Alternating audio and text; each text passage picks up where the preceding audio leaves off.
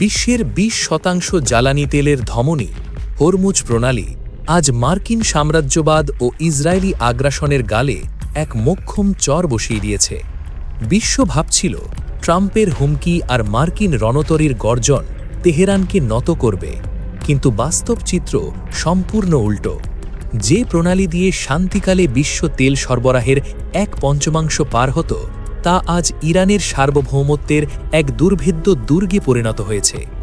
যুক্তরাষ্ট্র ও ইসরায়েল যে যুদ্ধের আগুন জ্বালিয়েছিল, তার আঁচ এখন তাদের নিজেদেরই পোড়াচ্ছে। দেখুন এই মানচিত্র।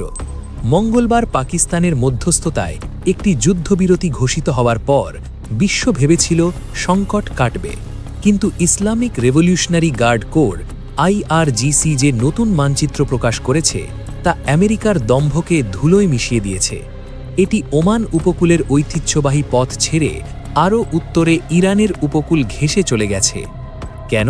কারণ ইরান স্পষ্ট জানিয়ে দিয়েছে ওমানের পথ নিরাপদ নয়, সেখানে পশ্চিমা দেশের ফেলে যাওয়া মাইন থাকার আশঙ্কা রয়েছে। এটি কেবল পথ পরিবর্তন নয়, এটি সরাসরি নিয়ন্ত্রণ ছিনিয়ে নেওয়া। কিন্তু আসল কথা হল নিয়ন্ত্রণ। ট্রাম্পের ট্রুথ সোশ্যাল মিডিয়া পোস্ট আর মার্কিন সেনাদের উপস্থিতি তেহরানের কঠোর সংকল্পের সামনে মূল্যহীন হয়ে পড়েছে। তেহরানের 10 দফা শান্তি প্রস্তাব, যাকে খোদ ট্রাম্প কার্যকর বলতে বাধ্য হয়েছেন, সেখানে পরিষ্কার লেখা আছে প্রণালীর নিয়ন্ত্রণ থাকবে ইরানের হাতে। কিন্তু এর চেয়েও বড় আঘাত এসেছে মার্কিন ডলারের উপর। যুদ্ধের কারণে যারা যাতায়াতের অনুমতি পেয়েছে, তারা টোল বা শুল্ক দিচ্ছে মার্কিন ডলারে নয়, চীনা ইউয়ানে। এটি সরাসরি ডলারের আধিপত্যের ওপর এক বড় আঘাত। ইরান এই রাজস্ব ব্যবহার করবে মার্কিন ইসরায়েলি হামলায় ক্ষতিগ্রস্ত অবকাঠামো পুনর্নির্মাণের জন্য।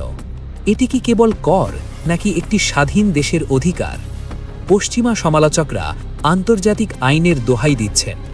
ওমান এই টোল প্রস্তাব প্রত্যাখ্যান করেছে। জাতিসংঘ সমুদ্র আইন সনদও সরাসরি যাতায়াতের জন্য কর আরোপ নিষিদ্ধ করে। কিন্তু মনে রাখতে হবে, যুক্তরাষ্ট্র বা ইরান কেউই সেই নির্দিষ্ট চুক্তিটি অনুমোদন করেনি। বিশ্লেষক উদয় ভাস্কর আল বলেছেন, এমনকি যদি চুক্তি থাকতেও মাইন মুক্ত করে চলাচলের জন্য পুনরায় নিরাপদ করার জন্য মাশুল ধার্য করা সামুদ্রিক আইন অনুযায়ী অনুমোদিত হতে পারে। অর্থাৎ আইনের মারপেচ দিয়েও ইরানকে রোখা যাচ্ছে না। এখন প্রশ্ন হল, ট্রাম্পের হুমকির মুখে হরমুজে মার্কিন সেনারা কি করছে? ট্রাম্প দাবি করছেন প্রণালীটি উন্মুক্ত ও নিরাপদ থাকবে, কিন্তু উদয় ভাস্কর জানিয়েছেন যুদ্ধ স্থগিত হওয়ার পর থেকে মাত্র 3 থেকে 5টি জাহাজ যাতায়াত করেছে। অনিশ্চয়তার মাঝে জাহাজ মালিকরা প্রতিদিন লক্ষ লক্ষ ডলার লোকসান করছেন।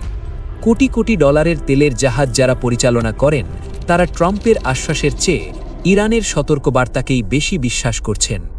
এই সংকট দেখিয়ে দিল, শক্তির দাপট দেখিয়ে সবসময় জয়ী হওয়া যায় না। যুক্তরাষ্ট্রের আগ্রাসনের মুখে একটি দেশ কিভাবে নিজের সার্বভৌমত্ব ধরে রাখতে পারে এবং আন্তর্জাতিক তেলের বাজারকে নিজের শর্তে চালাতে পারে, তা তেহরান বিশ্বকে দেখিয়ে দিল। শুক্রবার ইসলামাবাদে শুরু হতে যাওয়া আলোচনায় যুক্তরাষ্ট্র কি ইরানের এই নিয়ন্ত্রণ মেনে নেবে, নাকি তারা আবার যুদ্ধের হুমকি দিয়ে পরিস্থিতি আরও জটিল করবে? পুরো বিশ্ব আজ তেহরানের পরবর্তী পদক্ষেপের দিকে তাকিয়ে আছে। মধ্যপ্রাচ্যের দাবার বোর্ডে এক অবিশ্বাস্য মোচড়। যে ইরানকে ধ্বংস করার নেশায় গত 30 বছর ধরে মত্ত ছিলেন বেঞ্জামিন নেতানিয়াহু, আজ সেই ইরানই কি হতে চলেছে তার রাজনৈতিক কবরের শেষ পেরাক? দীর্ঘদিন ধরে ওয়াশিংটনকে হাতের পুতুল বানিয়ে মধ্যপ্রাচ্যে যে তাণ্ডব চালিয়েছে ইসরায়েল, তার দিন কি তবে ঘনিয়ে এলো? তেহরান আর ওয়াশিংটনের গোপন সমঝোতা এখন নেতানিয়াহুর গলার কাঁটা। মঙ্গলবার রাতে এক নাটকীয় মোড় দেখল বিশ্ব। মার্কিন প্রেসিডেন্ট ডোনাল্ড ট্রাম্প, যিনি কিনা ইরানকে মানচিত্র থেকে মুছে দেওয়ার হুমকি দিচ্ছিলেন, মাঝরাতে তিনিই কিনা মাথা নত করলেন তেহরানের কাছে। ইরানি গণমাধ্যমে ফাঁস হওয়া 10 দফা চুক্তির শর্তগুলো দেখলে যে কারো চোখ কপালে উঠবে। আমেরিকা কি তবে ইরানের শক্তির কাছে নতি স্বীকার করল? চুক্তিতে যা আছে, ইরান অবাধে ইউরেনিয়াম সমৃদ্ধ করতে পারবে। হরমুজ প্রণালীর প্রতিটি জাহাজে শুল্ক বসাবে ইরান।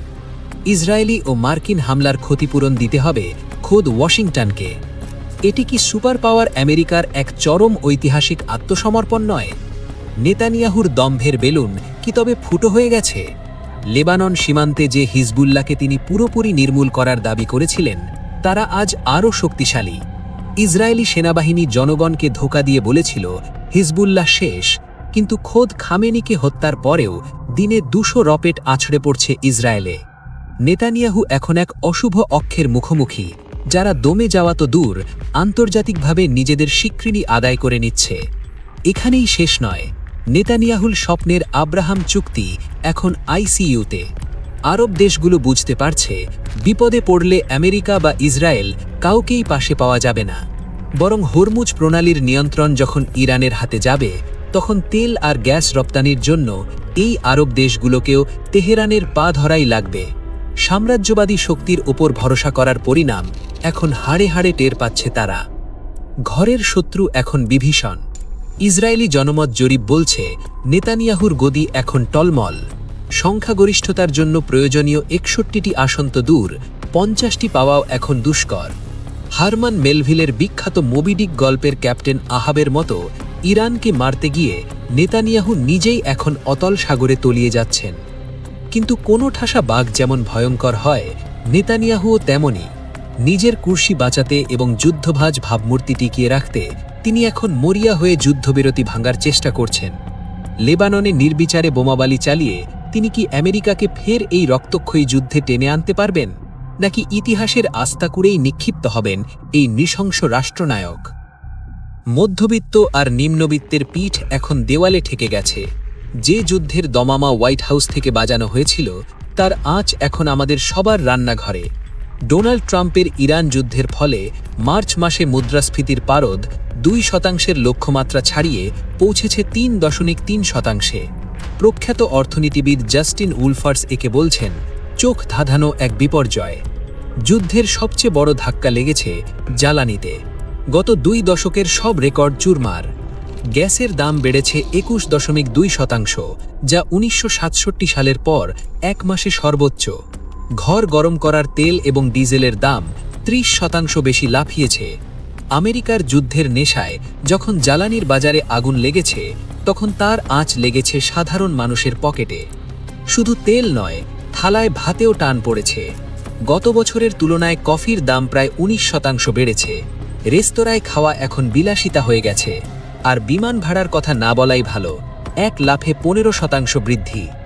অর্থনীতিবিদ হেদার লং এক কথায় বিষয়টি পরিষ্কার করেছেন, যুদ্ধ মানে হল সকলের জীবনযাত্রার মানের অবনতি। ডোনাল্ড ট্রাম্পের এই যুদ্ধের কারণে 2025 সাল পর্যন্ত অর্জিত সমস্ত অর্থনৈতিক অগ্রগতি এখন ধূলিস্যাৎ হওয়ার পথে। রাজনৈতিক ময়দানেও বইছে ঝোড়ো হাওয়া। 2028 সালের প্রেসিডেন্ট পদপ্রার্থী পিট বুটিগিজ সরাসরি আঙুল তুলেছেন ট্রাম্প সরকারের দিকে। তার মতে, ফেব্রুয়ারির তুলনায় মার্চে মুদ্রাস্ফীতি 3 গুণ হওয়ার পেছনে ট্রাম্প সরকারের অ্যাক্টিভ মূল্য বৃদ্ধি কাজ করেছে। ওয়াশিংটনের ক্ষমতা আর যুদ্ধের রাজনীতির নিচে পিষ্ট হচ্ছে সাধারণ মানুষের জীবন। দ্রব্যমূল্যের এই লাগামহীন ঘোড়া কোথায় গিয়ে থামবে? নাকি ট্রাম্পের এই যুদ্ধ বিশ্ব অর্থনীতিকে আরও বড় কোনো মন্দার দিকে ঠেলে দেবে? আমেরিকা আর ইসরায়েলের এই সাম্রাজ্যবাদী নীতি আজ তাদের নিজেদেরই খাদের কিনারায় নিয়ে এসেছে। মধ্যপ্রাচ্যে ইরানের ক্রমবর্ধমান প্রভাব আর অভ্যন্তরীণ অর্থনৈতিক ধসা এই জোড়া ফলায় বিদ্ধ এখন পশ্চিমা আধিপত্য। ইতিহাস সাক্ষী আছে, জোর করে চাপিয়ে দেওয়া যুদ্ধ কখনো শান্তি বা প্রসিদ্ধি আনে না। নেতানিয়াহুর পতন আর ট্রাম্পের নীতির এই ব্যর্থতা কি তবে এক নতুন বিশ্ব ব্যবস্থার ইঙ্গিত দিচ্ছে, যেখানে দম্ভের চেয়ে কূটনীতি আর যুদ্ধের চেয়ে জনকল্যাণই হবে শেষ কথা? আজ এই পর্যন্তই। আমাদের এই বিশ্লেষণ নিয়ে আপনার মূল্যবান মতামত নিচে কমেন্টে শেয়ার করতে ভুলবেন না। খবর আর বিশ্লেষণের সবশেষ আপডেট পেতে আমাদের সাথেই থাকুন। ভালো থাকবেন, সুস্থ থাকবেন। ধন্যবাদ।